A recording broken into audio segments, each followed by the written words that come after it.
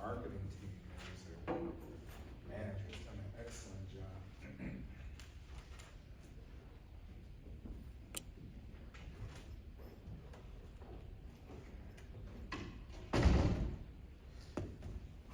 My personal opinion that she jumped onto the pop scene because female country singers weren't doing very well at the time. So that's why she changed what she was doing, and then Yeah. becoming more popular that way. I agree. Yeah, This I country's agree. become very stagnant at this point. Yeah. She really exploded at the right time as country music kind of dwindled down and went into people looking for a little bit more of an edge to it, pop. It's one of the, like, albums that are still coming out, like Punk Goes Pop and those types of albums, that's why those are still so popular. Yeah. Because pop music is still looking for an edge. I mean, even I can agree, like, modern country is pretty good, right? Just because there's an element of rock, punk to it, right? I think it makes it way more broad, mainstream. It's broadened out to different categories of people than previous, right? I prefer it when genres start to mix, and they don't stick as hard in their lanes. Yeah, because you get more interesting sounds and writing and all sorts of stuff like that. Because usually you think of country music just being like sad, right?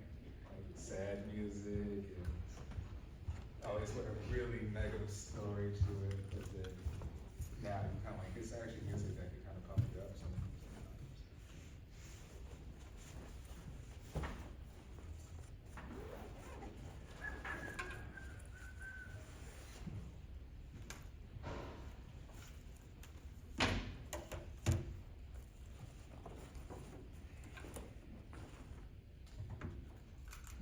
Okay, welcome back.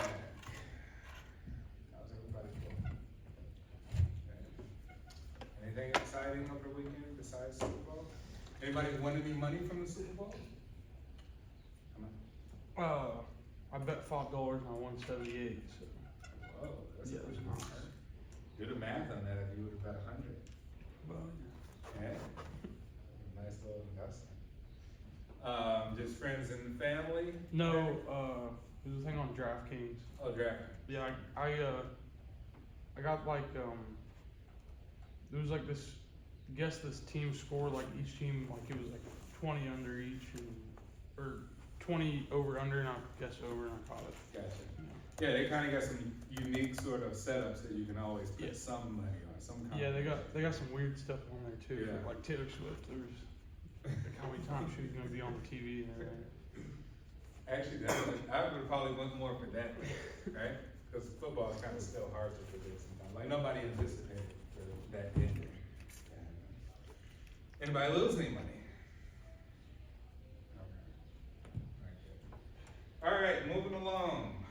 This chapter we'll be looking at lean systems, what that is, how we could be more efficient once again, by eliminating waste, right? So we think in this chapter, we're primarily focused on waste, right? And the methodology we use to reduce waste in many, many ways. All right, within manufacturing processes, service processes, etc. But before we get to that, work breakdown structures. This will give us our first sort of glimpse into what our work breakdown structures should look like or would look like. And who is my first volunteer? Of course. We always get you to fit on to set the tone moving forward. You need to hook up your laptop, you need to email it to me, and I just bring it up on the laptop? Yeah, shoot me an email. And anyone else, if you're ready for your work breakdown structure, just email it to me right now. And then that way, when you come up here and talk, I'll just pull it up. So you have something to reference. Who here has not completed their work breakdown structure? So everyone's done? Yeah. Matter of fact, everyone just email it to me, please. Was it difficult? Yes. I haven't done. Okay, when do you think you could be done? Wednesday, alright. Difficult for anyone? No? Anyone use Microsoft or has some other program they use? But it, But I had to use another thing because the Microsoft thing wasn't working for me. yeah, you know, the Microsoft is a bit complex and a lot of times there's always some issues with it, so use whatever you need to just illustrate how you kind of formulate a work breakdown structure. It was called Lucid Chart. Lucid chart? Yeah. Okay. I love Lucid Chart. Alright, so for those of you, you know, moving forward in the future, you may wanna look at Lucid chart as an option. Canva has some really nice stuff. Yeah, Canva's got a really good illustration.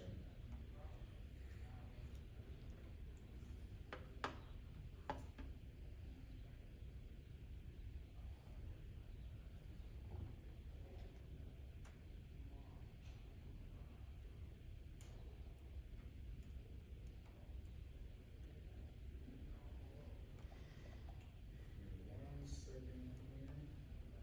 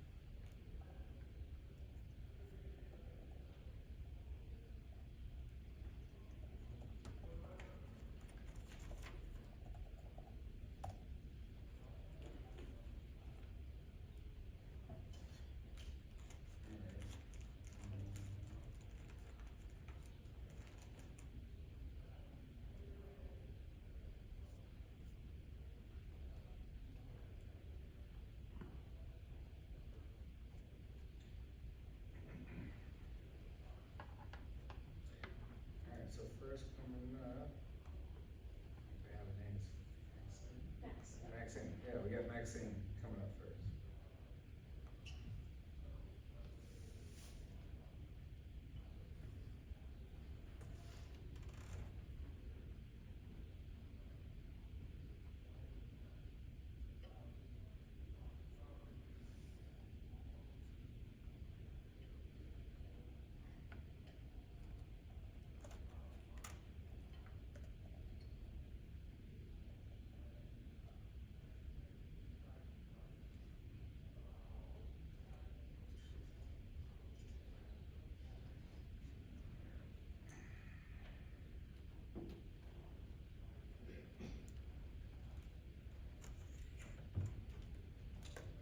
Alright, we got Maxine with opening a bakery.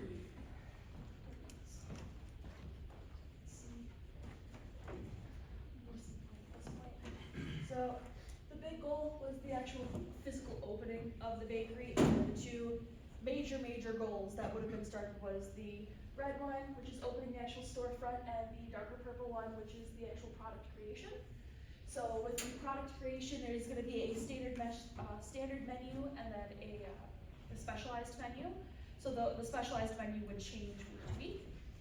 The standard menu would have the basic white bread, wheat bread, cinnamon raisin, that type of stuff. Then the recipes would be all standardized because then those same recipes can be sold in the little bread kits that we're planning on making. So then those standardized recipes are gonna become a lot easier for the kitchen staff to manage.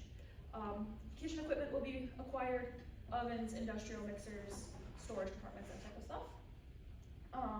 Then the recipes will be tested using the kitchen equipment because certain mixers and certain ovens perform differently than, say, your standard KitchenAid or your standard Maytag oven. So they need to be tested with the equipment we will be we will be using, and then, testing recipes with customers, whether it's the standard menu, wanting to add something new, or a special menu before it's even added. So if I wanted to add a new type of bread or a new product, I would need to have people test it when they're in the store, kind of like a free sample type thing. Special menu is obviously up there, and then when both menus are finished, they would be presented at the store. And then for opening the storefront, it would be locating the proper rental space and then entering the rental agreement once that is found, and then setting up the space with the equipment, the kitchen equipment, registers, banquettes, that type of stuff. And then the presentation areas for the product. In that I meant like, they're called cake cases, but they're the big glass cases where you can actually look at product. So setting those up, whether we need to rent them or buy them, and then just kind of staging and how things would look, whether we would have a window front where you can actually look in and see things. Obviously adding the kitchen equipment would come next because it needs to be structured in such a way that you don't blow up breakers. Developing kitchen systems, so what time does this need to be done? How does this need to be done? There will be systems for cleanliness, systems for organization. Those need to be set up in such a way that it makes the most sense for the company and for the employees working there. And then obviously hiring competent kitchen staff. I'm thinking the overnight crew would be people more so just to make it like kind of watch the proofing and just kind of be there just in case, while the daily staff would be doing more of the heavy lifting. So that would be more of a specialized hiring process with the day staff versus the night staff. So is there a lag time when no one's performing any work in, say, a 24-hour cycle? Or do you always have some work being performed, whether it's the night staff mixed with the day staff? I think it would be a mixed one, so there would always be something going on, whether it's a rising time, a proofing time, a bake time, because bread, especially specialty breads, do take quite a while. So that's why the thought of a night staff and a day staff, either splitting it into 3 shifts or into 2, would be a little bit easier with keeping up with the product demand. Gotcha. And, what was I gonna ask? So is there, obviously there's an expense with testing recipes and even giving out free samples for customers.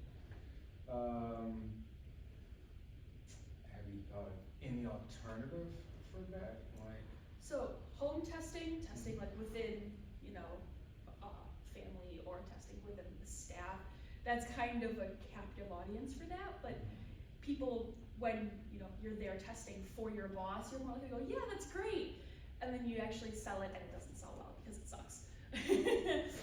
So I think that by making it in a smaller batch, so bread would be made in large batches for the normal sell, but then by making it one loaf, cutting it into small cubes, you're not losing a whole lot of money. whole lot of product. You're losing cents on the dollar rather than, a whole lot of money by selling a bad product. So if I make some blueberry loaf that people hate, I'm not making, 30 loaves of it.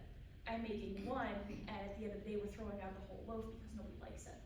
So it's easier to make the small batch and see if it does well, and then sell it versus making the huge batch and sell that and lose out on it. Gotcha. So having these sort of samples helps pre-existing customers be introduced to new baked goods, and maybe first-time customers can try out like most popular things, something of the sort. As well as using those specialty kind of flavors, blueberry loaf as an example, kind of as a hook, as like a draw in, as, oh, I like this is unique, this adds value to what I'm doing. Yeah. This adds value to this bakery, I'm gonna keep coming back because if the special menu keeps holding on to these items that I like, then I'll keep coming back and seeing what's new and what's fresh. Yeah. And also value added just for the fact that, hey, consumers love having anything that's free, right? People love samples, and that actually adds, like you said, value added to the whole experience of going to your bakery, right? Because people think like, yeah, I'm gonna try the new sample. Not only could it be something good, but it's still something free in a sense, right? And it'll also increase sales because then, okay, we have them testing it and then we keep like a small stockpile, 3-4 loaves to be sold. Then it can be like, do you have any of that, ready to be sold to me? I really like this and I'd really like to have it today. okay, here you go, they're more likely to spend more because they've tried something they really, really like. And by having them taste specialty breads, the price goes up, so they're more likely to spend more. Gotcha. So yeah, think of that interesting, with bakeries as sort of even other restaurants, you're kind of like, hey, you're looking at a menu, but really your menu, part of your menu are visual aids, right? What you get displayed in the front window, what you get displayed in those big glass cases. You want to give them some sort of incentive to like, hey, before you buy, you can literally try, right? So we're kind of adding this benefit of try before you buy concept, and people love that too, so they feel like they're not being wasteful or getting a product that they're gonna be disappointed about. What is, you think, your main waste with this? Is it just product, is it something else, is it like, baking times? I think Is it- my main waste is going to be either baking time or like leftover product, because bread, while it is down to a science, it's not quite exact. Mhm. So there is going to be waste, there is going to be loss. If there's a knead time, then you're using the flour to knead it. If, you're wasting power waiting for the ovens to heat up. So there's time, and then there's actual physical resources being wasted. Mhm. But that can be reduced by, kitchen staff keeping on top of things and, having those ovens not run 24 hours, but like run pretty consistently, so that way they don't get below a certain temperature. Use non-running ovens on a low temperature to help proof times, because if you proof at a higher temperature, it proofs faster. Mhm. So if an oven isn't running, it can be used as a proofer. Gotcha. Like, what about the storage of bread? How does that all kind of work? Like, how long do you store this? Fresh bread in a sealed bag. So think of your bread bag that, your Wonder Bread comes in. That can last typically about a week before even tasting stale. So that's why bread is such a wonderful thing, is that it can last quite a while when it's stored properly. Also, refrigeration helps a lot. That's why a lot of people keep their bread in the fridge, is because the refrigeration slows the growth of mold. Mhm. So even if it did go bad, Yeah, so mold is your biggest enemy in stale. Yeah. Is sort of, biggest enemy. All right, excellent, thank you. All right, we got the bakery, which is interesting. You ever go, there's a bakery in Oak Park, on Oak Park Avenue in Lexington, you ever been to that one? I haven't. Right by the expressway, on Oak Park Avenue. I haven't. I forget the name of it, it might be Oak Park Bakery or something, but I go there all the time, and maybe it's a place you could check out, just to see how they kind of operate. Cause it's very small, real small scale, but they've been there for 60 years, 70 years, so obviously it works. Maybe ask them some question on how they kind of manage product, right? Okay, who's my next volunteer? Don't be shy, please. I knew that was. I'm excited to see the barbershop, what we got going on. And maybe, we get some free haircuts Maybe. in the class.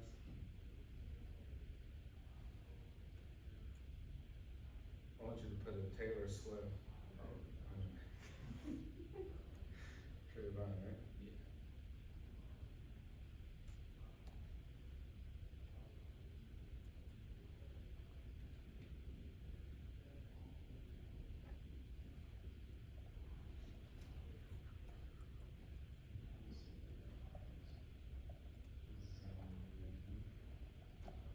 Oh, actually, that's pretty good, that's all right. All right, we got our barbershop. So I named it, Unity Cuts, cause I want like everyone to be able to come in here, no matter race, age, anything, and be like, feel comfortable, get a haircut. I came up with six, main topics, so business setup and planning, physical infrastructure, staffing and training, service offerings, market and promotions, and customer service and satisfaction. For business setup and, planning, I put the same, licensing and permits, and then, secure finance permit Yeah. to cut hair? You need, yeah, a license. Physical, well, to cut hair in like Styles. yeah. For physical infrastructure, you need, I put lease or purchase of the property, design, layout of the barber shop, renovations. Let me ask you, Trayvon, sorry to cut you off. Looking into this idea, cause it's a real idea, right? Yeah. It's something you wanna start, like, what will be the benefit of each one? Like, to lease or to buy, what have you thought about? What would kind of work for you? I'd probably lease it. Lease, Yeah. okay. Just to keep the costs low? Or something? Something to consider, just on sidetrack, right? We think of places like Apple used to have all their locations inside of malls. There were no Apple stores, no gigantic, cool looking residential, commercial properties, right? And a lot of companies realized that part of their income on the books or even their growth was tied into real estate. So what's the most valuable asset for McDonald's? For Subway? I would say particularly McDonald's, I won't go even Subway. It's real estate, right? If you look at their financial statements, their real estate holdings, the acquisition of the real estate, the cost, growth of the company is tied into the growth of the value of the real estate. That's even with Apple, it's only in prominent neighborhoods, downtown, whatever, gorgeous buildings. So the increase in the value of just that asset alone sort of helps. So don't kind of dismiss the idea that purchasing a unified space is a bad thing because it's so costly. And really, like, hey, you're just taking on a mortgage, like you would for a house, but in long-term implications, you might have a ton of growth based on where you purchase the real estate, right? So real estate can sometimes be tied into your whole sort of balance sheet in terms of growing your property, right? As opposed to say, hey, I just lease here, I just rent here from a landlord forever, I'm never gonna see the money ever back again, and that's that. Okay, sorry to cut you off. Renovations, as I said, purchase of like the equipment and the furniture. For staffing and training, I said, recruitment of like barbers and the support staff, so we with the receptionist and the financials and transactions and stuff. Would you have, okay, so, you got your stylists, your, cutters, right, your barbers, and then you got the person handling transaction. Yeah, That that's just person, from what I've seen from like other barbers and stuff. yeah, that person doesn't cut hair. No, No, they're focused, what else, observing what they do in the barber shop, what else they doing when they're not checking people out or whatever. I mean, they could be handling like the products being sold, like the other product being sold, and handling like in the back, maybe. Yeah, so maybe like inventory, cleaning up, Yeah. right? Obviously, like, hey, if I as a barber have to wait, right, or I as a customer have to wait because my barber gotta clean up his station. Right. And wait another 15 minutes, cause it's a lot of hair, it's a lot of whatever going on, right? That you could be losing time, losing money, and you could have done 3 more extra haircuts in a day, because those people had to wait an hour when you accumulate all the time. So maybe that person could take on like even the cleaning and maintenance, so.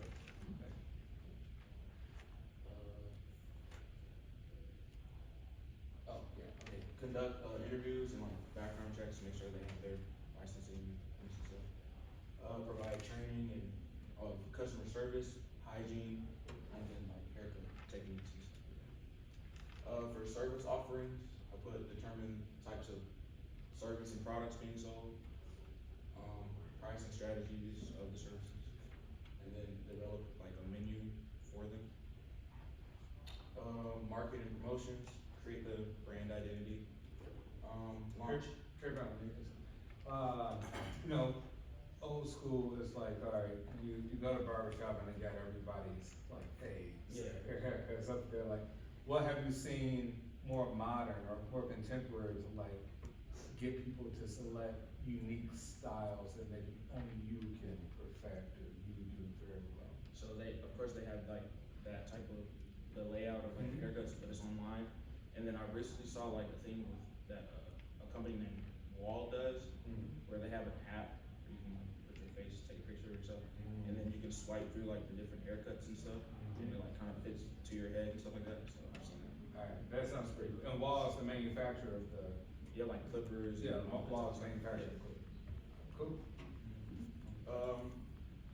I said launch like promotional campaigns, so like the grand opening events, stuff like that. Establish online websites and social media profiles. And then for customer service and satisfaction, I said implement, booking, scheduling website or system. Gather customer feedback and reviews, so they'll be able to, like after they're cut, they can go back on to where they scheduled their appointment and like leave a review or post it themselves. And then implement strategies for like customer retention. So like find ways to get them to come back, so besides just the haircut. How important is social media to this operation? It can be very important, that could be like one of the main reasons like to get people to come in there. And then to stay, cause I mean, some people like being posted and stuff like that, and they be like, make sure they add me or something like that. And so what could you do in order to expand your social media presence, like working with customers? Because what if this customer's like, dude, I don't wanna be on camera, like, don't record me in my haircut. Like, how do you get around that? I mean, well, you first could ask to make sure they want to actually be on camera, and then if they do, I've seen like on YouTube, there's different like haircut challenges and stuff like that to make people want to come. So I'm pretty sure. You look in the comments, there's a bunch of people saying I would like to get my hair done doing that challenge and stuff like that. So Yeah, so offer challenges, or maybe even offer promotions, right? You're like, hey, 10% off if you're part of our marketing campaign, et cetera, or you, hey, 10% off if you post, repost what I posted, right? 15% off if you repost what I posted, and next time you come back in, show me that repost, right, that you have. All that can expand the business, so, yeah, think of some more intricate ways, like creative ways how you do that, because really that's gonna be a huge anchor to how many clients you get and whatnot. Alright, that was it. excellent, any questions? Alright, thank you. Alright, who's up next? See, we get a couple more before we go through our lecture. Alright.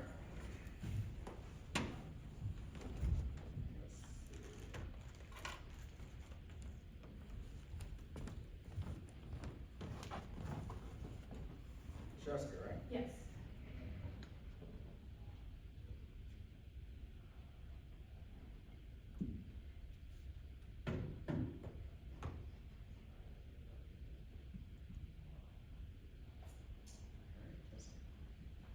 Okay, so for mine, I saw it best to keep it like within 3 categories, so the organizing part for my part of it would be like hiring staff, figuring out that home selection again, like whether you go downtown to like do the high rises or just that residential area.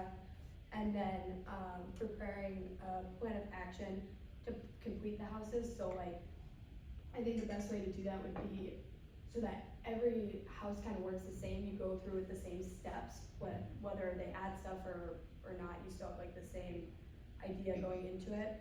And then, scheduling employees, and I was also thinking of doing home evaluations before, so that you know kind of what you're getting into to price and all that. And then the communication aspect of that would be, figuring out staff to work together.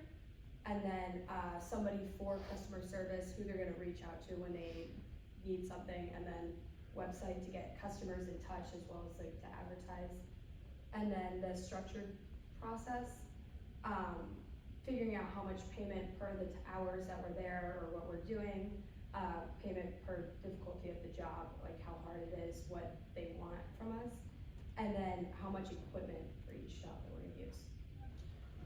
How have you seen like people in the industry kind of know how to meet the expectation of a time limit for the work, right? Because you've gotta move on to other jobs, and like getting good detailed quality and performance. I think that's something that kind of just comes as you go, like, Experience. yeah, you kinda Yeah. just have to learn it. Yeah. But, I think to start, like, starting with that evaluation, just to get an idea of like, how long is everything gonna take is really important.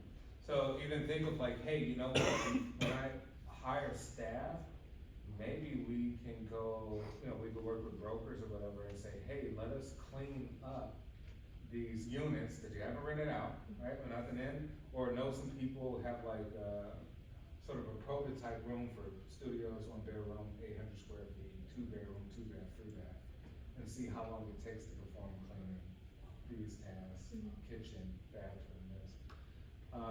That'd be interesting. And the other question I had was, how important too is social media to this, like getting more clients? I think it's really important. I think, like something that you can use with that is like those like cool cleaning videos or like the satisfying cleaning videos and stuff like that. I think is really important. And then I think to get to customers, the biggest thing is gonna be like a working website and an easy use website for things that are like easy to schedule or to reach out and get in touch. Okay. Yeah, because I see now like everybody's really using like recording their whole process of cleaning with the music and being funny. Like, do you think there's something you wanna incorporate into the business, like, making it almost a theatrical sort of cleaning as Yeah. opposed to like, no, we're just standard, we just wanna come in and clean. I And think- we'll work on referrals. I think a little bit of both, kind of just showing what we do, but then also like, yeah, just having a standard way of doing it. Have you thought about, what kind of market you get into, the residential suburbs, downtown? I've Different- thought about it. I different- think I'm leaning more towards going downtown, Okay, but I'm not fully sure. sure. Yeah. Alright, excellent, thank you, Jessica. Any questions? Alright. I have to hire you to clean my place. Alright, we'll do one more. What we got? Cause we'll only get it over with. Don't have to do it. I can do mine. Did you email it? Yeah, I replied with it because I actually couldn't find the thing to put my chart on. Then he mentioned the Lucid thing, and I just did it real quick. Okay. So the version I turned in until like Blackboard is just a doc with like the information. Okay. So I was gonna say, Would you- yeah, no, would it's you- on here though.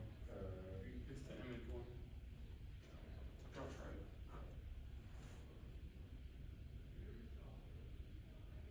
Yep, there it is. I was gonna say, if you want me to like put that version on Blackboard, yeah, this would probably help. if you like, you have to like renew my chance on Blackboard. Oh, This was it only is one? 1 attempt, Oh, so yeah. 1 attempt, okay, I'll just Yeah. put unlimited attempts. Okay. And if you need to, just actually touch screen if you need to. Okay.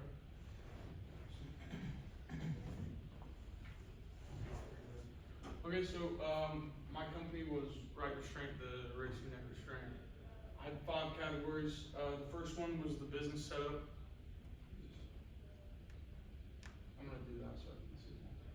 And then like the first step in the business setup would obviously be registering the business, obtaining all the license and, permits we need, and then establishing it as a LLC and, setting up a bank account for the business. And then the next stage would be the design stage. The first thing there would be designing the prototype, testing the prototype and getting FSI certification, which is like the global, like all the fire suits, neck restraints, helmets, you have to be SFI certified to be able to, sell. And then gathering materials and components to be able to make the, neck restraints, and, continuing research of the prototype to continually improve it. Next up would be manufacturing. Select a manufacturing process, whether that be molding or 3D printing. Hans is the other racing neck restraint company. They actually do a little bit of both. So, I would have to say. And then setting up a manufacturing facility or setting up a contract with a current manufacturer. And then set a time, to start production. Marketing and sales. Do a lot of marketing and research analysis. In my opinion, there wouldn't be much to do because Honda is not really marketed. It's kind of like a monopoly. So if you don't know about it, you're probably not gonna know about it, so it'd actually probably be very beneficial for like a startup market themselves, cause, people wouldn't know that they're not like the top dog, cause, a lot of people don't know about neck restraints anyway. Well, let me ask you, how did Hans get such a stronghold, like no one has competed with them to introduce alternative methods for So neck they were restraint? kind of the first, Mhm. and then they went to all of the major like racing sanctioning bodies like Formula One, Mhm. NASCAR, World Wide Walls, all those, and they got the contract, and they are the required neck restraint. It's not an option. Wow, so it's like actually part of like the safety standards? Yeah, like that they you- have? Like in most rule books for any racing, it'll say that you have to wear this version of Hans to this version. You can wear different versions of Hans, but it's gotta be a Hans. And that's mainly because there's nothing else. Like there's other like there's this thing called the donut that like a bunch of old guys wear because they don't want to wear Hans, but there's no other actual neck restraints. That's interesting. Yeah, I'm just curious, like how did they, obviously there must be some incentive, either it's family related or some financial incentive for these governing bodies to say, this is the standard that this company manufactures and produces. And most of everybody has to use this as opposed to alternative methods. Yeah, I'm honestly not sure why nobody's tried to like kind of compete Yeah. with them, Yeah. but yeah, they just have the contract with all the sanctioning bodies. Yeah. Okay. Next up would be creating a logo and establishing a brand. I felt like that's pretty important to be recognizable. And then establishing sales strategy and establishing a distribution channel. And then lastly was the launch and promotion. First would be like a launch event. I thought that'd be cool if you could have like an event where people could come try out the product and just like see it, meet the owner, stuff like that. And then that would like go on the coattails of public relations, advertising, and then potential promotional offers to try to get people attracted to the company. Okay. Got any like celebrity sponsorship as an idea for any of this? Well, that'd be nice if you could get some like celebrities to like endorse it, or not celebrities, but like drivers. racers. Yeah. Yeah, like celebrity drivers to, Which, believe it or not, Hans doesn't even do that. Like they don't have to. Yeah, they don't try. There's no need. Yeah, they don't have to, because they have no competition, so there's no real reason. Alright, so your main sort of issue I observe is breaking through to be a competitor to Hans, and I know you want to sell it off eventually, but you still gotta have some recognition. Yeah. Your major thing is marketing costs, Mhm. right? It's getting people to identify that, Yeah. you know, that here's an alternative that we can use. Alright, so it'll be interesting to see how this goes along in terms of promos and the launch. But excellent work. Alright, excellent job. I'll save, the rest for Wednesday and Friday, so for those of you who haven't presented, try to be ready, come up. Alright, so we're in Lean Systems, right? In our syllabus, Lean Systems comes up now, but it's chapter 4, and we actually moved past it, so I just wanna kinda come back to it. Sometimes Lean Systems can be redundant, repetitive, and a bit dry sometimes. So what is the major theory of operating, efficient business objectives, goals, products, services with Lean Systems? What we're focusing on is eliminating waste, right? We're really trying to understand how could we eliminate waste in our processes so that we can add value to the consumer, right? Because anything where we lose value as business owners, operators, managers, or employees transfers over to our consumer. So we always want to think from the consumer point of view, is that value added is where companies are highly efficient by eliminating waste. So we want to understand Kanban, right? Kanban is a system, or rather a theory, right, of giving visual aids and visual cues within a system so that each person understands when they should respond or react within a system, right? Either by doing something, operating in a certain way, different steps, organizational steps. So we look at value stream mapping and its role in waste reduction, right? We sort of organize all of our stream of values and map them in a way so that we can have a visual aid to represent where waste is occurring in the process, right? Want to map it? And implementation issues associated with the application of lean systems. Not easy. So we say lean systems is good theory, right? But no system is perfect, never will be. A lot of times lean system is heavily associated with manufacturing, right? So think of maybe automobile manufacturing or think of soda pop manufacturing, right? In which case you're looking at where different stations are for machinery, different stations of employees, how they move about. Think of even like distribution centers like Amazon distribution warehouse. How do you draw in product from way on this side of the building all the way over here, and the different steps in between, how that all is efficient.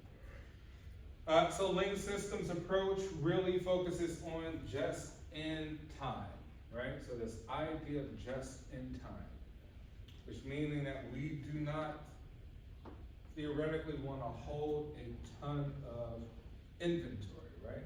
We don't want to hold a ton of stuff. We want to have things readily available as they come in terms of like orders, things of that, so we're able to produce right then and there to service the customer, so we're not left with excess capacity after, we're done with our operations for that day, that week, that month. So we say a key foundation of Lean System represents collection of practices to eliminate waste, or muda, right? We're looking at some Japanese terms here, dealing with Kanban. Kanban comes from Toyota's founder, right? In which case we say, hey, Toyota makes some of the greatest quality vehicles in terms of long-lasting vehicles, and it's usually because of these practices, right? The elimination of waste, which means making things very simplified. So I want you to be thinking of simplification of your processes. Right? I want you to be thinking of, hey, I got 30 steps on how this gets done. What does that look like in a map? How do the people move around?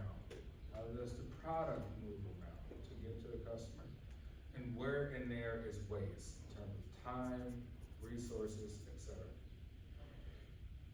All right, so we're looking at, hey, some 8 types of waste or muda, right? We say overproduction. All right, you're making the item before it's needed, making it difficult to detect defects and create excessive lead times and inventory, right? You're making an item to produce demand, or you're not waiting for demand to come to you, say, hey, I need this particular thing. So sometimes we can overproduce. We overproduce because we think we foresee a demand, right? Think of with our bakery here. Maybe at the beginning, you take on the waste because you say, I'm not certain of the demand for my baked goods. I'm not sure of how many people are gonna be coming up here 7 days a week. I need to get that information first. I need to get that data first, right? So maybe you overproduce at the beginning. Overproduce so that we can see at what rate we need to be producing for the future. Inappropriate processing, right? We say things that are not appropriate, things that are not even relevant, right? We say, hey, I'm using expensive, high precision equipment when simple machines would suffice. You say, I'm overdoing it. I don't need this fancy equipment. Maybe not now, right? Maybe later, that might be a thing. But for what your core business objective is, I'm buying something really expensive when actually my product is cheap, right? Buying something really expensive to make cheap things when I should buy something cheaper or more cost prohibitive, because my end goal is to be cost prohibitive. If I buy an expensive piece of equipment, who has to pay for it? I do. How am I pay for it? I can expect 1 million customers to give me money. Maybe I can't expect 1 million customers, so therefore I'm still left in the red. Remember we say a lot of these businesses, we drive past, the doors are open, but they're still in the red. They still owe money. They're just like personal expenses. You buy, nice stuff, nice house, nice car, but everybody else is debt. Everybody's paying off credit cards and student loans and stuff, right? they're not operating in an efficient way, they're not in agreement. Alright, so we say, hey, with inappropriate processing, it could lead to overutilization of expensive capital assets, investment in smaller flexible equipment, right? Immaculately maintain older machines. Why not just maintain something you already have in possession? Why to replace the machines? When you could just simply say, hey, our strategy here is we clean up as we work. We maintain what we have as we do the job, right? Instead of saying, hey, you know what? We abuse the equipment in a 24-hour cycle, therefore it's not gonna last a long time, it's gonna depreciate very fast, right? And our strategy is just use it really quick, let it depreciate, and buy another expensive piece of equipment, which deemed to be probably inappropriate and inefficient. Right? And combining process steps where appropriate, reduce the waste associated with inappropriate processing. All right, next we got waiting, right? Are people waiting? Are your employees waiting? Right? How do you prevent people from doing nothing? You say, hey, 2 hours of the job is doing nothing. Somebody's taking on that cost, usually the customer because the owner has to. So we say unbalanced workstations make operators lose time because as the process step takes longer than the next, the operators will either stand idly waiting, so you get literally employees doing absolutely nothing. Think of an assembly line, there might be times where they have to wait for the next batch to process through, or people are sitting there for 20 minutes, and now they're working again. So there for another 20. Now they're working again. Say that's not efficient. How can we create a new process that stops that lag? Right? Or they will be performing their tasks at a speed that makes it appear that they have work to complete. They're moving really slow. The output is slow. They're doing that on purpose because the process is inefficient. Operators can also be waiting when a previous process step breaks down, has quality issues, lacks certain parts of information, or has long layover. This is to say that, hey, you need to be thinking of, someone needs to be doing something at all times within the process of the work, right? Either they can move to another machine, another station, another area, multitasking, right? So we say the person checking us out, if they're not cleaning the area, what are they doing? They're just sitting there at the station on their phone, on Instagram all day, making phone calls, right? Who's taking on that cost? We got our owner taking on the cost, right? And that's costing him money. He's losing money. Next, we got transportation, right? Transportation is any kind of movement, right? Not just product, but even people. Like, why do we have it set up to where somebody have to walk all the way over here in the warehouse to bring this to that? This is inefficient. Is there some other way that we can make other people get involved to where it's a continuous flow of movement, right? Or are you getting your products from a place that take too long? Or you're going on Alibaba instead of Amazon. You're like, well, it's cheap on Alibaba, but it takes a month, right? Or your suppliers, oh, I just buy it off Amazon, then I'll be there tomorrow. And most importantly is time in my operations, not how cheap I can get something. So we say excessive movement and material handling of product between processes, which can cause damage and deterioration of product quality without adding any significant customer value, right? So you say, hey, there may be too much movement in the process, maybe too many people that's moving in the whole process, right? And the handling of the material, too many people need to touch it. We don't need that many people to touch in this process with the steps, right? We need it to be more simple. All right, next we say motion, right? We say unnecessary effort related to the ergonomics of bending, stretching, reaching, lifting, and walking. Jobs with excessive motion should be redesigned. We say, hey, the job is very labor intensive. Like, man, people's back hurts. We got OSHA issues with installing our vinyl car wrap, right?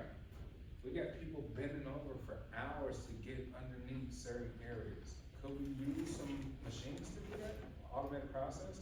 Could we lift the cars up to make it more ergonomically efficient, right? We have a hydraulic jack, so that people don't have to bend down. And we say, what's the result? The result is like, hey, they finish the car faster when we do this. If we do this, it reduces the time, and the people are not so exhausted doing the thing, right? They're not so exhausted doing the work. You don't want exhausted employees.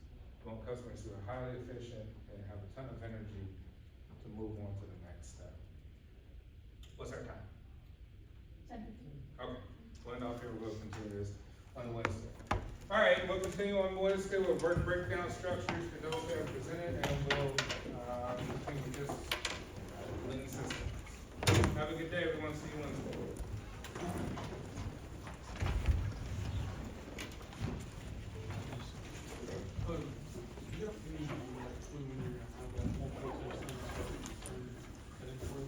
Yeah. I was doing that. Okay. I'll do it right. Yeah, Oh, put them on both ends. that was wrong. Okay, cool. Let's do it right now. Okay, Now I'll send the announcement to you. thank you. You're welcome.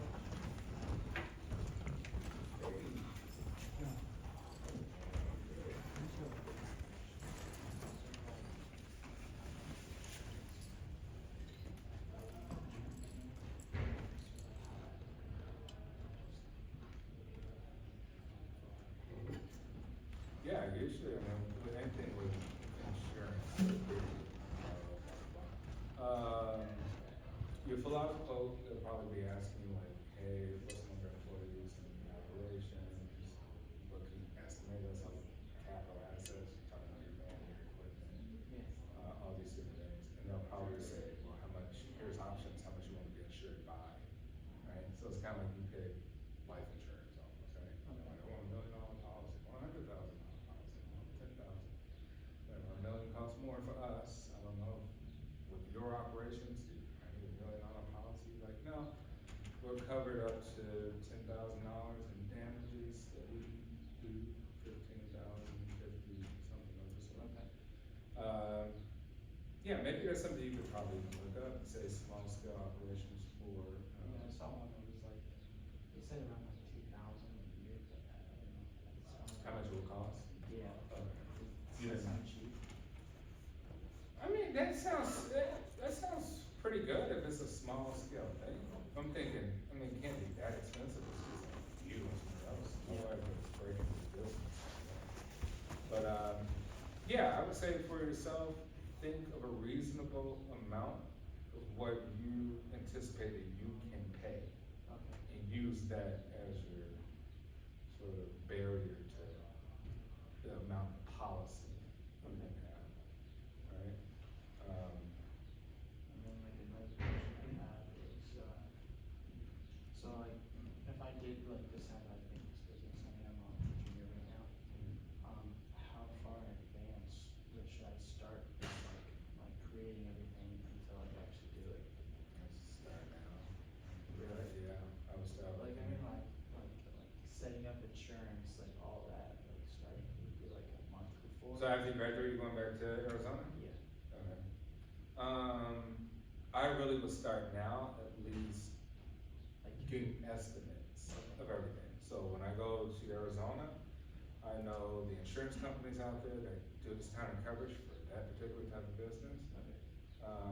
I know what it's gonna cost me. I would maybe think of like, my vehicle, okay, I'm gonna get a used van, no more than 10 years old, X amount of mileage on it, cause I know that useful life of this van less than $200,000, $150,000. Registration costs, insurance for the van, blah, blah, blah. That was actually my other question was, should I use, like, I have the truck right now, should I use that to start the business, or should I just? It's always best to use what you already got. Okay, that's what I was thinking, Yeah. but then at the same time, it's like, would it be better to have like one that's specifically meant for just work and then one specifically meant for personal? Well, remember, you are trying to build demand. There's no demand for your business right now, right? Yeah. Even when you get started, there's no demand. Like, you gotta create demand with your logo, your branding, and reviews, and all of that. So, you say, well, you gotta build, you can't give too much, cause you don't know the response. Yeah. You don't know how people are gonna respond to it. I say use what you got, put the brand's logos on it, right, like any other contractor would do, and go from there. My product is Arizona, so it's not like you need a van, right? Yeah. If you got somewhere to store your vehicle or. Well then, yeah, then plus my truck already has like this metal sliding cover. So I Okay. can keep the stuff in The there, canopy in and close it and lock Yeah. it, so no one can get in there. Yeah, so you say, hey, you know, I eliminated storage costs by having the canopy cover Yeah. on the truck bed, right? Or, you know, if that wasn't an option, you're like, hey, I went and we use public storage facility, and we pay $150 a month to store our stuff. Yeah. And we keep it all there. Maybe we want it off-site, and we go get what we need or something for the day. Okay. Yeah, I would say definitely use your vehicle, especially since you got a pickup truck. I mean, yeah, that to me seems like a working vehicle. Okay. Yeah, your whole thing, I say keep the costs as low as possible if you're trying to be realistic, right? Cause taking on all this extra stuff and you don't know where you're gonna be in the market, you're trying to learn the market to Yeah. see what's needed. I say, yeah, try to keep it As small low as as I possible. can, okay. Yeah, absolutely. That's what I was thinking. Yeah, and then once you start getting a couple clients, and then you're like, hey, all right, this works good, I'm gonna get repeat clients, and now I know what I need to do in terms of branding, you know, selling points. Hey, we also, offer these promos, right, upselling, upcharge. Would you like to take the termite, blah, blah, blah, right? Yeah. That's just an extra $50, but it would service your whole perimeter of your house. Right, thinking of your different like upselling.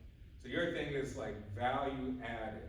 You say, well, the base thing we do is we cover small pests, ants, blah, blah, blah. Value added is like, hey, do you have issues with scorpions? And like, yeah, I do. Oh, you know, we do scorpion preventative, et cetera, Yeah. for an extra $30. And for an extra $30. And when we do like extra 30, you're covered for the month for like Yeah. snakes and stuff. Yeah, so you could say, you give it people in for a month. So now you got your repeat customers, cause you lock them in for you to recur showing up at their house. Yeah. They're not just a one-off, right? I getcha. Yeah. Like a subscription. Yeah, so you really need like, subscribers, he's like, this is how I retain my customers, is through subscriptions and giving them promos. And I give, maybe you say, hey, $50 off your next treatment if you can refer us to someone else, Okay. right? Yeah. You like, hey, I'm also using pre-existing clients to help me do the marketing by getting other clients, right? Yeah. By giving them an incentive. And maybe you say, hey, that person, if they get referred by somebody, also gets 20% off their first treatment or Yeah. something. Okay. Right? So yeah, think of all that, but it doesn't have to be big. You can be like, hey, I'm using my own truck, I'm using this, I just need to buy equipment, it's just me doing it, like it's me and a buddy doing it. But these are all the value added things in this process. Okay. Your promos to this person helps us get that person. Contractors, we work with them too, right, for promos. Yeah, that would be, really, that's your main thing, is like your promotions at the beginning. Yeah. Awesome. Thank you so much. Yeah, no worries, thank you.